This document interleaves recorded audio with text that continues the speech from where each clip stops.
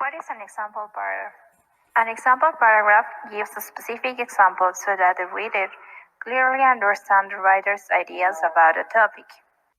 What is the structure of an example paragraph? First, the topic sentence is the first sentence that introduces a topic. Also, the topic sentence includes the controlling idea or what the writer will say about the topic. Supporting sentences. They are middle sentences that give examples that support the controlling idea. These examples give a clear picture of the writer's specific meaning. Concluding sentence. This sentence restates the topic and what the writer has said about it.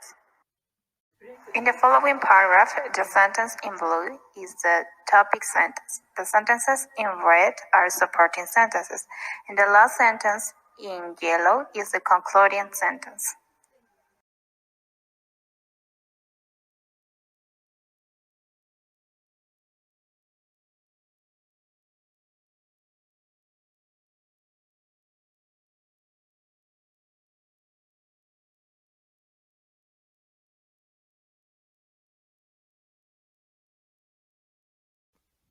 Now we need to use some examples as a supporting details to create our example paragraph.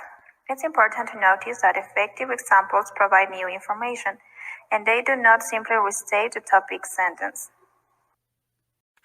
For example, my mother is a good neighbor is the topic sentence, but now we need supporting sentences to support the controlling idea by giving concrete and specific examples.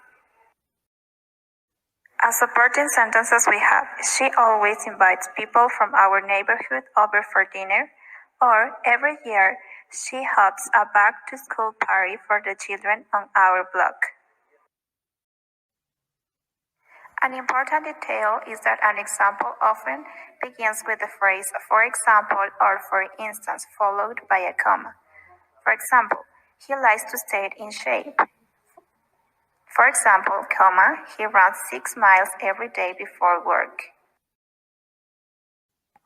Sometimes, writers use a semicolon to connect a general sentence with a specific example beginning with "for example" or "for instance." Our teacher is entertaining, semicolon, for instance, sometimes he uses comic strips to teach grammar. Simple present. We use the simple present to express habits and routines. For example, I wake up at 6 a.m. every day. We also use the simple present to write about general truths and scientific facts. For example, babies are a great responsibility. It's a general truth. And Earth revolves around the sun is a scientific fact. Forming the simple present. We have some rules to follow to form the simple present. When the subject is the first person, I or we, second person you, or third person plural they, we use the base form of the verb. For example, we exercise every day.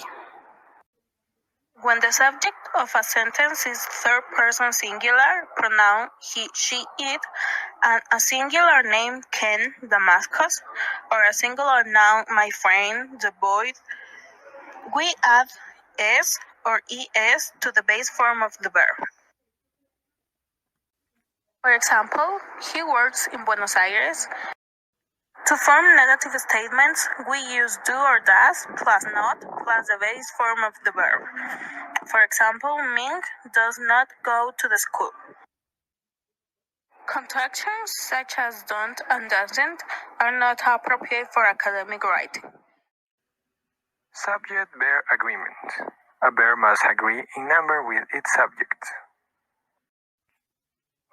Consider the examples. In the first sentence, a plural verb form, are, follows a plural pronoun, we. However, in the second sentence, a singular form, is, follows the plural subject, we. This sentence is incorrect. Use a plural verb following two or more nouns that are joined by and. Sachiko and her sister live in Tokyo. Use a singular verb following a group noun when it talks about the group as a whole. The class goes on a field trip every month. Use a singular verb following a noun in expressions that refer to a single member of a group. One of the students owns a restaurant.